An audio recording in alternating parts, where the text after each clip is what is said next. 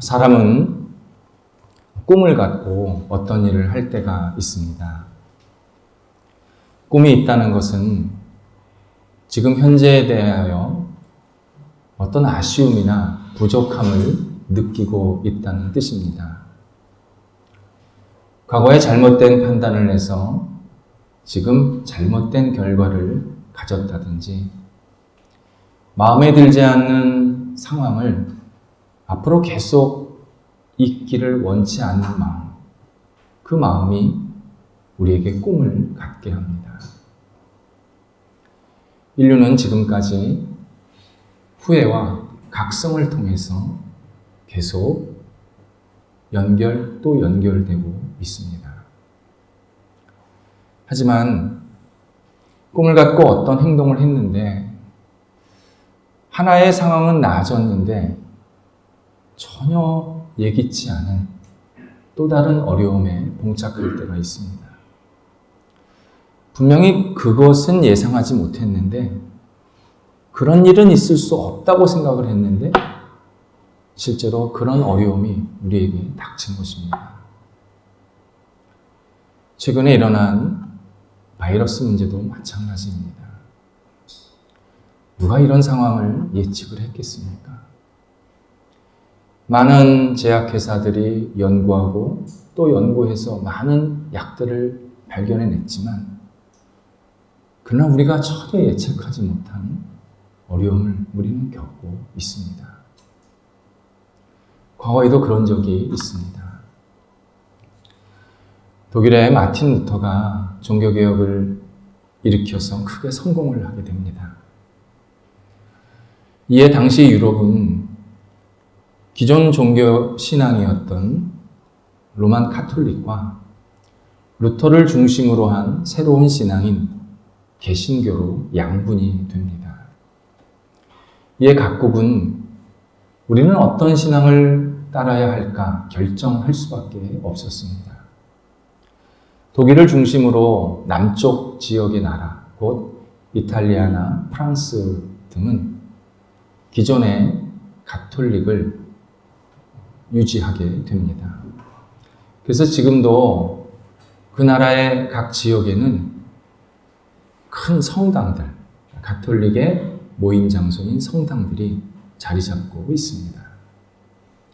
반면 북쪽에 있는 나라들은 대부분 개신교 또는 기독교 신앙을 받아들이게 됩니다. 특히 북유럽, 우리가 잘 아는 노르웨이, 스웨덴, 핀란드는 적극적으로 개신교 신앙을 받아들였습니다. 이들은 선조들이 약탈한 민족 아닙니까? 그 약탈한 것에 대한 마음의 후회를 갖고 우리는 더 이상 그렇게 살지 말자. 또 한참 북쪽에 있다 보니까 환경이 너무 척박합니다. 그래서 우리 신앙으로 이 척박함을 좀 이겨내보자. 이러한 결심으로 적극적으로 개신교 신앙을 받아들이게 되었습니다. 지도자들은 기독교 정신에 근거해서 법과 제도를 완전히 새로 세웠습니다. 그리고 국민들에게 홍보를 해서 80%가 넘게 개신교 신앙을 받아들이게 됩니다. 이 숫자는 지금도 계속 유효합니다. 기독교 신앙을 받아들이는 국민들이 변한 게 있었습니다. 자기의 수입의 50% 이상을 세금으로 내는 겁니다. 반감이 없습니다. 이유는 기독교 신앙에 근거한 납세 행동이었기 때문입니다. 그래서 우리가 세금을 내면 정부는 나라를 위해서 또 우리 국민들을 위해서 잘 사용할 거야. 이러한 믿음이 있습니다. 그리고 지금도 그들은 이 믿음으로 계속 세금을 내고 있습니다.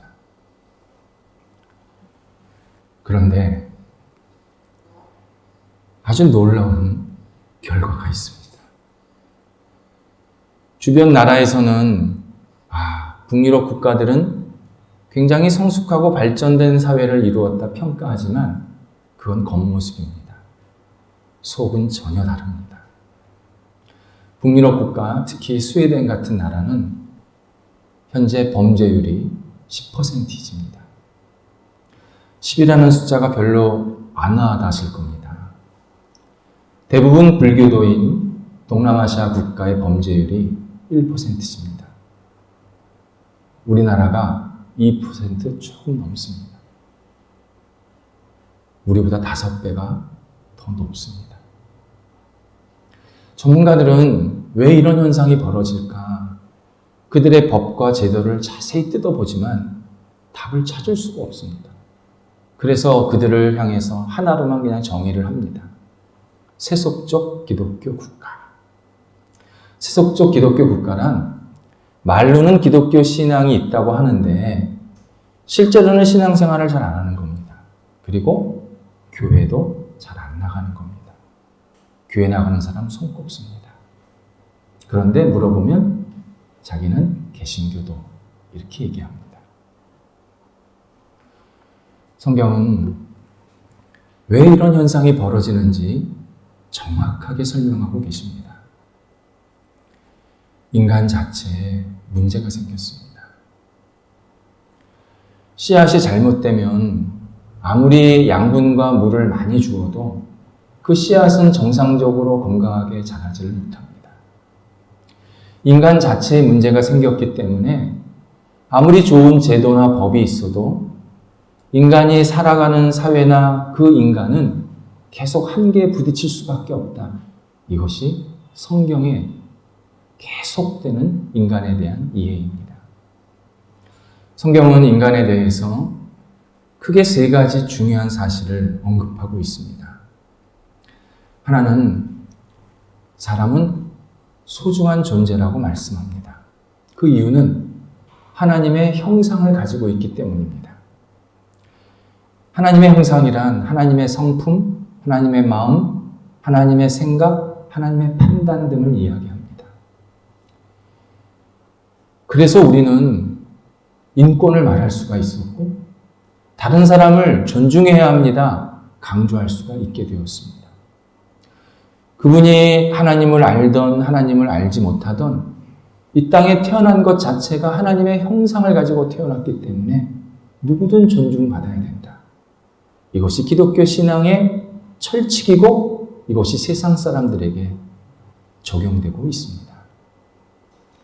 또 하나는 인간은 하나님이 알게 하신 선의 기준을 가지고 있다. 성경은 말씀합니다. 일례로 다른 사람과 화평하게 지내는 것, 다른 사람을 돕는 것, 이거 가르치지 않아도 옳은 일이라는 것을 누구나 다 잘 압니다. 하나님께서 우리 마음에 그런 선의 기준을 넣어 놓으셨기 때문입니다. 실제로 그렇게 사느냐 안 사느냐는 둘째 문제고 적어도 인간이 어떻게 행동하고 어떻게 생각하는 게 옳은 것인지는 어렴풋이 모든 사람들이 알고 있습니다. 마지막으로 인간은 하나님께 형상도 받았고 선의 기준도 받았지만 막상 하나님에 대해서 강한 거부감과 불의한 행동을 계속하는 죄인이다. 이것을 또한 성경은 강조하고 있습니다. 많은 사람들은 인간이 죄인이라는 사실을 받아들이지 못합니다. 그러나 성경은 여러 가지 증거를 대시면서 여러 가지 역사적 사실을 대시면서 인간이 얼마나 하나님 앞에서 불의한 존재인지 죄성이 가득한지를 설명해주고 계십니다. 그 중에 하나가 로마서입니다. 로마서는 인간이 누군지, 그런 인간을 위해서 하나님이 어떤 일을 하셨는지 말씀하시는 하나님의 간절한 외침이십니다. 그리고 인간이 하나님을 의존해서 어떻게 살아야 되는지까지 알려주시는 기독교 신앙의 보고입니다.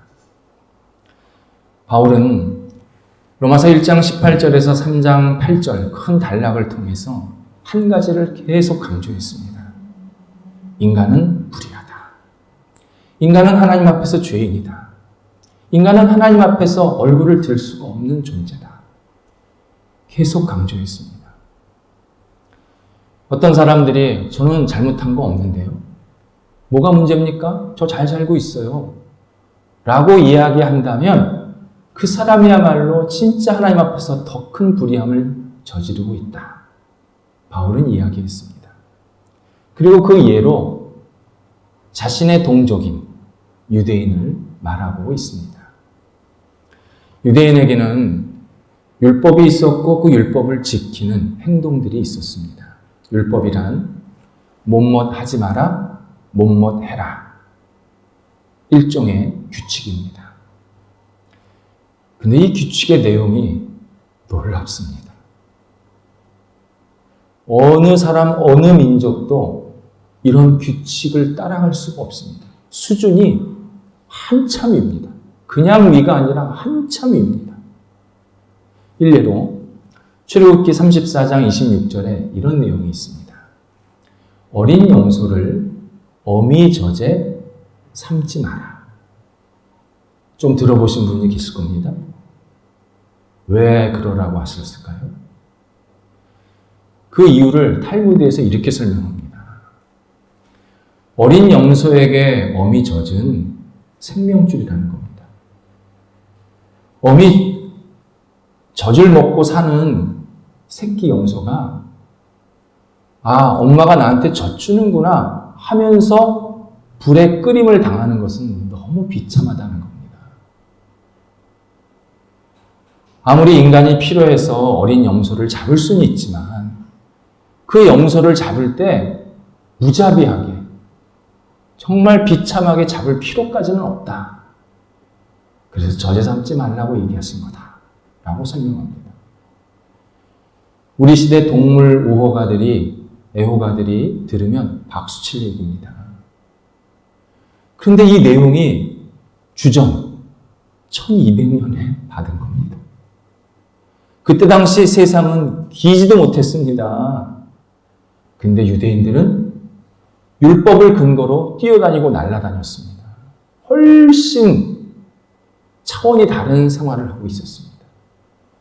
그러다 보니까 유대인들이 우리는 잘 살고 있어. 우리는 남달라. 우리는 뭔가 조금 특별한 민족이야. 이런 생각을 가졌다는 겁니다.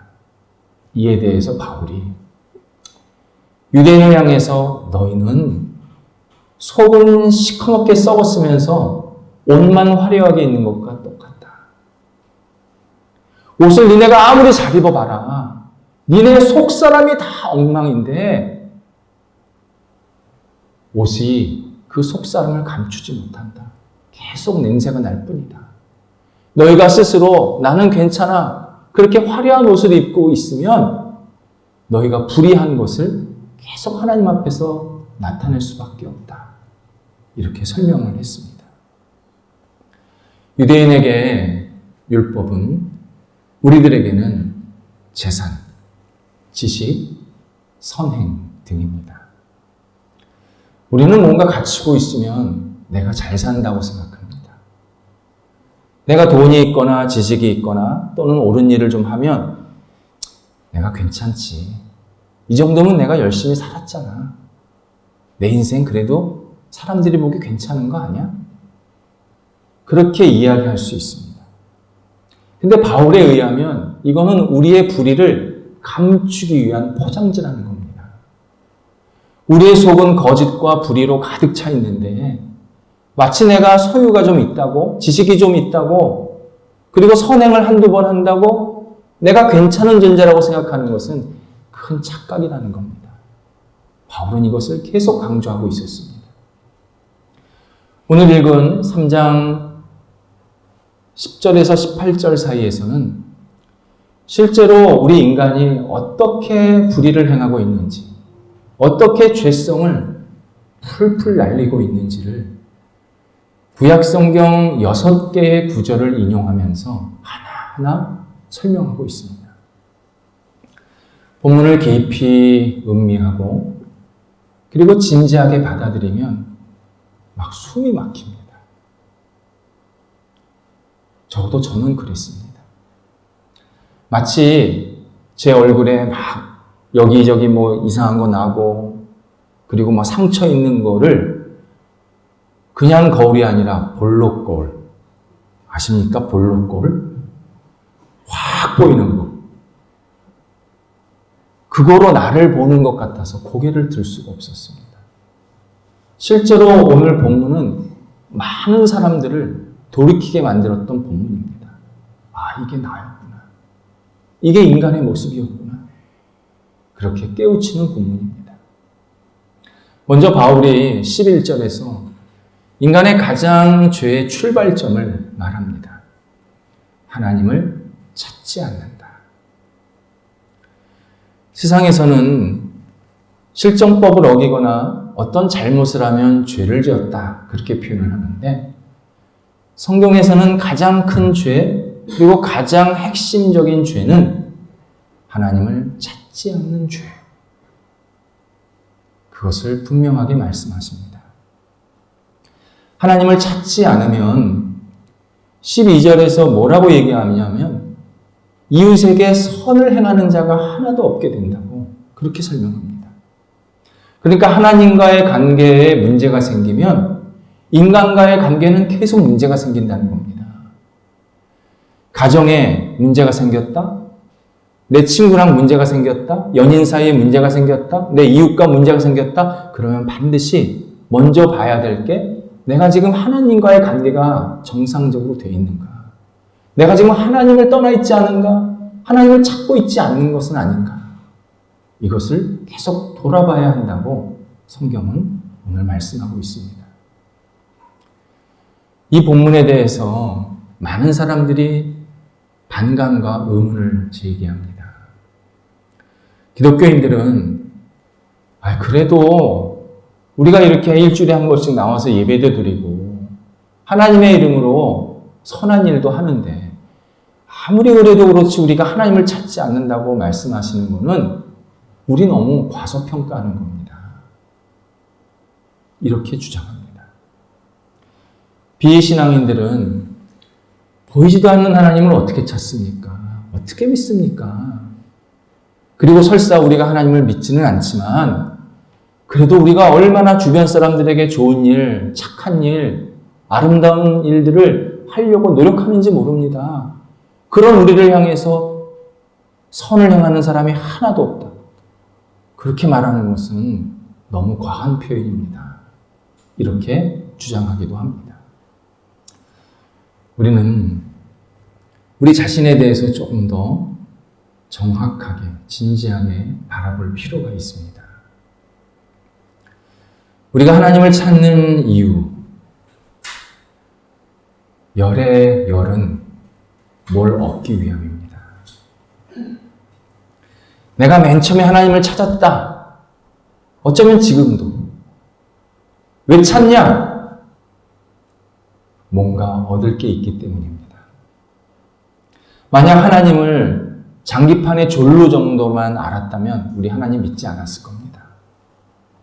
그리고 나는 하나님을 찾았다고 하는데 내가 원하는 것을 얻지 못하면 언제든 하나님을 떠났을 것입니다. 선행도 마찬가지입니다. 내가 착한 일 한 거 나한테 도움이 됐기 때문입니다. 내가 뭔가 얻은 게 있기 때문입니다. 나한테 플러스 요인이 있었기 때문에 착한 일을 하는 겁니다. 내가 착한 일을 하는데 나를 굉장히 불행해하고 내가 더 힘들고 내가 지치고 착한 일을 하면 할수록 내 마음이 더 울적하고 어느 누구도 착한 일 하지 않습니다. 이것을 우리는 어릴 때부터 경험하고 있습니다. 아이가 세상에 태어나면 제일 먼저 배우는 단어가 엄마 또는 아빠입니다. 엄마가 하루 종일 자기를 보호해주고 먹을 것을 주기 때문입니다. 그래서 어떤 아이는 엄마라는 단어보다 먹을 것을 의미하는 까까, 맘마를 먼저 외칩니다. 엄마를 보면 나 먹을 거 주세요. 깎아주세요. 나도 먹고 살아야겠어요.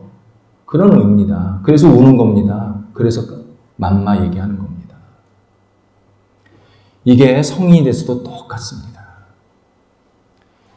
나를 도움이 될 거, 나를 살릴 거, 그게 돈이든 힘이든 그 어떤 것이든 그거부터 부릅니다. 그거부터 붙잡습니다. 성인들도요, 나에게 도움이 되는 것을 계속 추구합니다.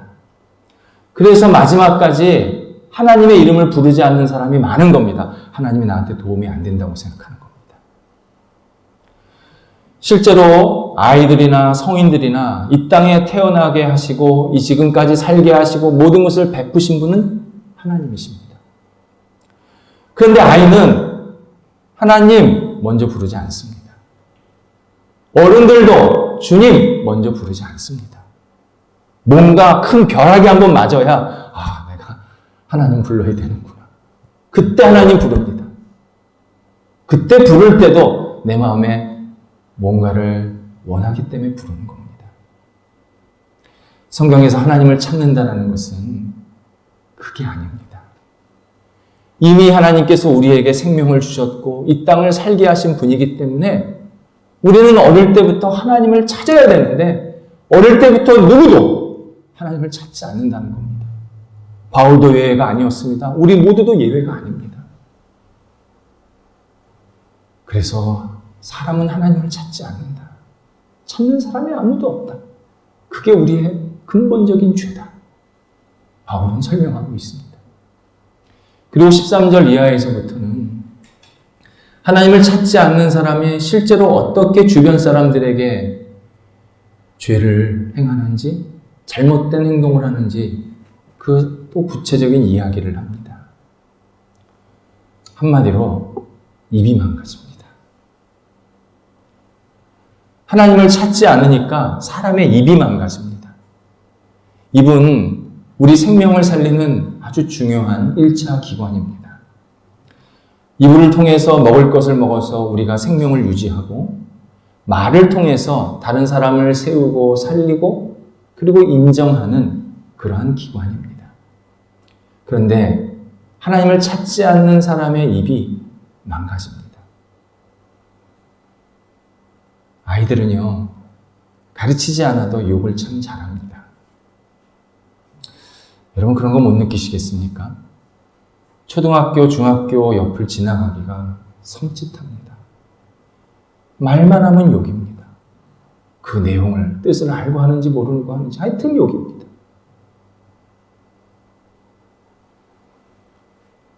제가 엘리베이터를 탔을 때 중학생 여자, 중학생 2명이 같이 탔습니다.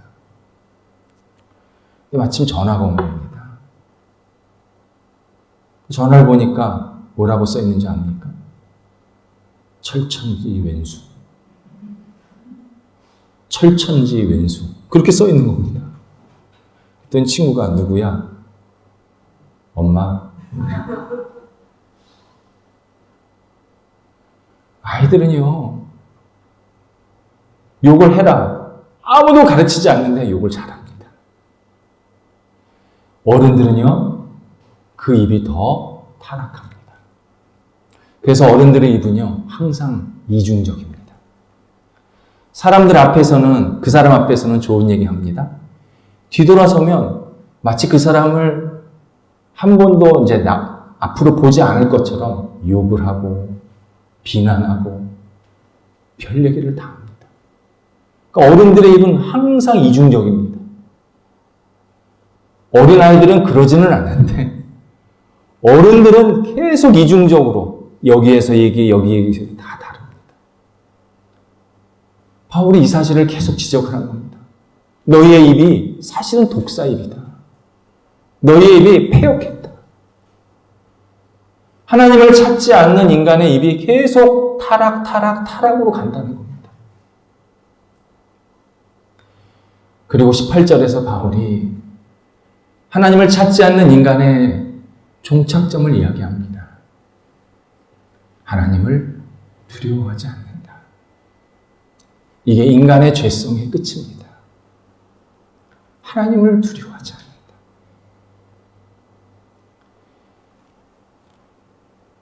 하나님을 두려워한다는 것은 무서워한다는 뜻은 아닙니다. 우리가 호랑이가 무서워서 피합니다. 도망갑니다. 마찬가지로 하나님을 무서워하면 하나님을 자꾸 회피하게 됩니다. 멀리하게 됩니다. 성경에서 하나님을 두려워한다라는 이 표현은 하나님을 생각할 때 나와 다른 존재구나. 야, 그분 참 매력 있는 분 같다. 이렇게 인식하고 받아들이는 것을 하나님을 두려워한다. 그렇게 표현합니다. 그래서 성경적 표현으로 하면 경외한다. 그런 표현을 씁니다. 하나님을 경외하면 하나님을 생각하기를 마음속에 기뻐합니다. 그리고 하나님을 생각할 때마다 야, 그분은 나랑 존재가 다르지. 그분 참 어떤 분일까? 좀 알고 싶다. 가까이 가고 싶다. 만나고 싶다. 이렇게 해서 하나님에 대한 약간의 나와 다른 존재라는 위대함을 갖지만 한편으로는 계속 가까이 가고 싶어하는 이러한 마음을 갖게 하는 것이 하나님을 경외함입니다. 그런데 하나님을 떠난 인간은 하나님을 경외하지 않는다. 하나님을 두려워하지 않는다. 그리고 하나님 자리에 항상 내가 들어가 있다. 내가 세상의 주인공이고 내가 모든 것을 다 할 수 있다라고 생각하는 존재가 된다. 그렇게 설명하고 있습니다. 이것을 9절에서 바울이 모든 사람이 죄 아래 있다. 그렇게 표현을 바꾸었습니다. 죄 아래 있다. 죄의 노예라는 겁니다. 사람이 한두 번 잘못하는 게 아닙니다. 어떤 행동을 하면 그냥 잘못한 일이 계속 나온다는 겁니다. 죄의 노예니까. 이것을 에베소서 5장 6절에서는 불순종의 자녀라는 표현을 썼습니다. 우리 부모가 불순종입니다. 그러니까 그 자식들은 무슨 일만 하면 다 불순종입니다. 무슨 행동만 하면 하나님을 거부하고 하나님을 외면하고 때로는 하나님을 믿는다 그러면서도 하나님을 잃어버리는 그러한 불순종의 행동을 계속한다는 것입니다.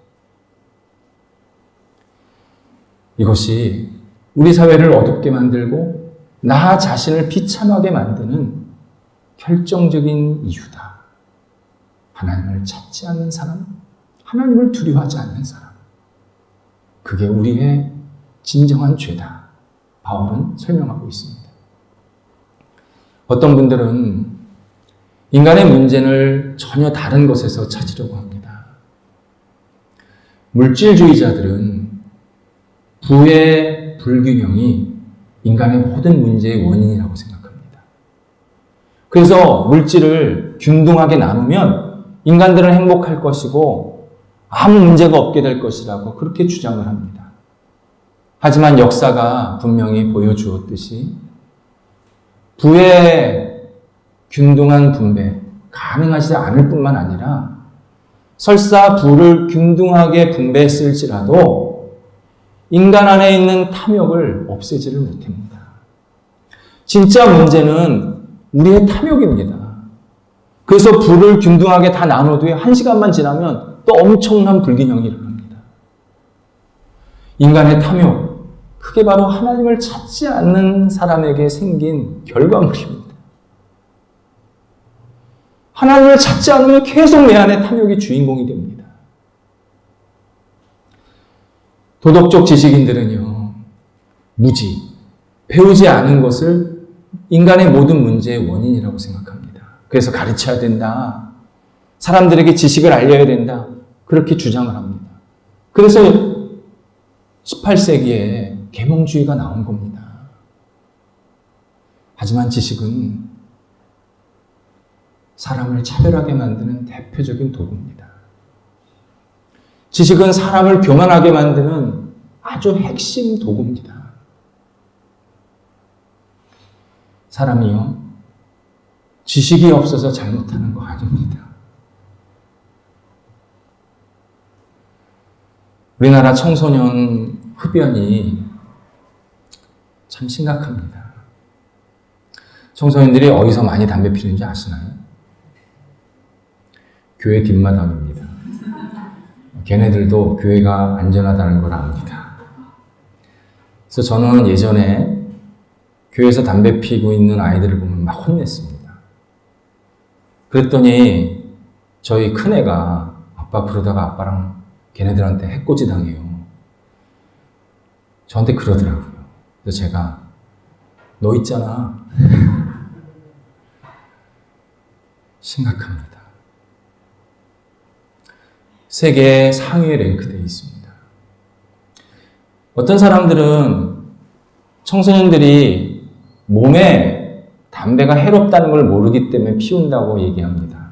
그래서 요즘에 인터넷이나 방송에 담배는 몸에 해롭습니다. 그렇게 계속 가르치고 또 담배 겉에 흉측한 사진을 붙여놓으면 사람들이 담배를 좀 덜 피울 거다, 안 피울 거다 생각합니다.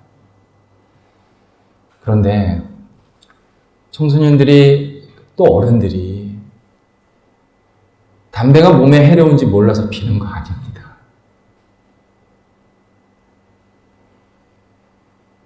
사람은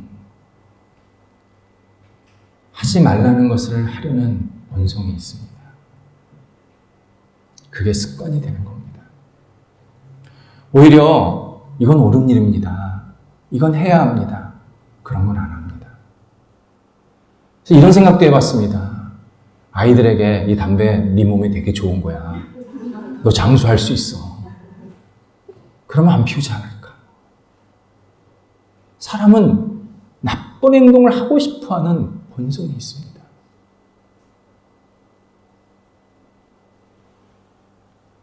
바울이 우리의 모습을, 우리의 본질을 자세하게 설명하는 이야기를 듣고 있으면 되게 우울합니다.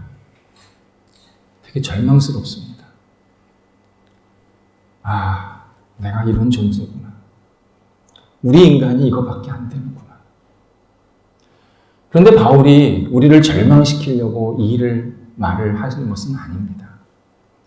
우리가 병원에 가면 의사가 내가 전혀 생각하지 못한 병명을 이야기할 때가 있습니다.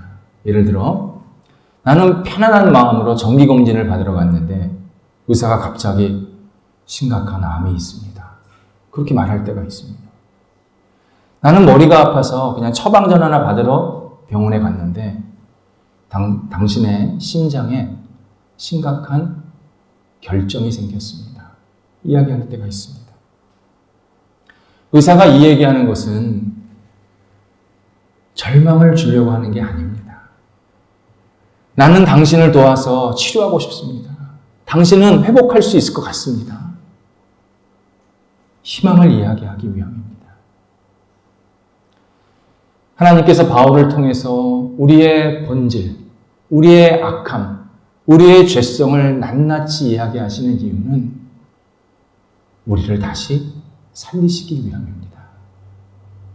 우리를 희망으로 다시 세우시기 위함입니다.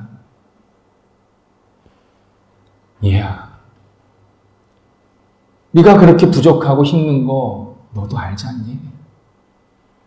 그러나 나는 너를 포기하지 않는다. 나는 너를 다시 세우고 싶다.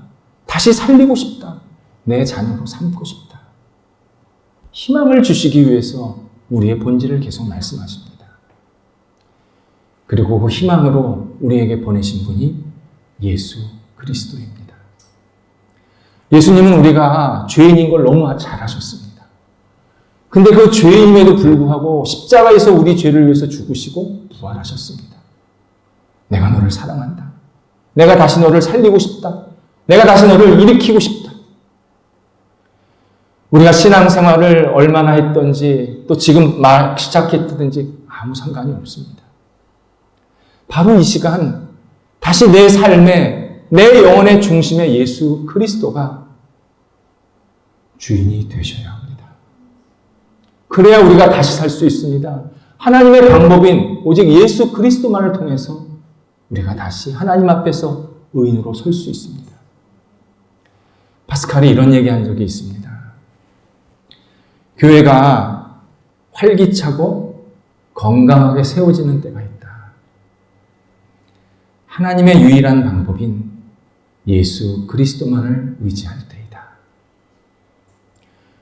교회는 세상에 휘둘리는 모임이 아닙니다.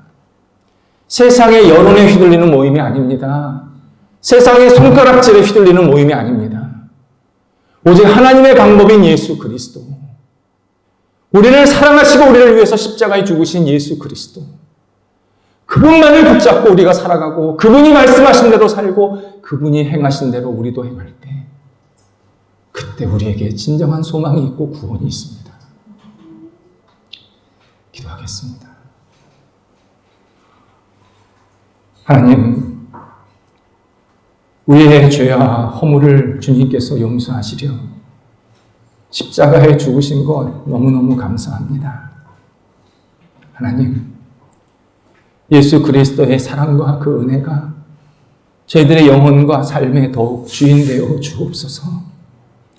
오직 하나님만을 바라보게 하시고 하나님만을 의지하게 하시고 하나님의 방법인 예수 그리스도만을 붙잡게 하여 주셔서 세상 속에 살지만 세상의 빛과 소금이 될 뿐만 아니라 세상 사람들에게 진리를 전하는 복의 통로가 되도록 인도하여 주옵소서. 하나님, 저희들 스스로를 돌아보면 아무 희망도 없는 존재지만 우리를 사랑하시는 예수 그리스도를 보면 영원한 희망이 있음을 주님 앞에 고백합니다. 다시 주님을 우리 영혼 속에, 우리의 삶 속에 주인으로 모십니다. 성령이여 역사하여 주셔서 주님과 함께 동하며 주님을 찬송하며 주님만을 바라보는 저희 모두가 되게 하여 주셔서 날마다 주님과 함께 동행하는 하나님의 자녀들 되도록 인도하여 주옵소서. 예수님의 이름으로 기도드립니다. 아멘.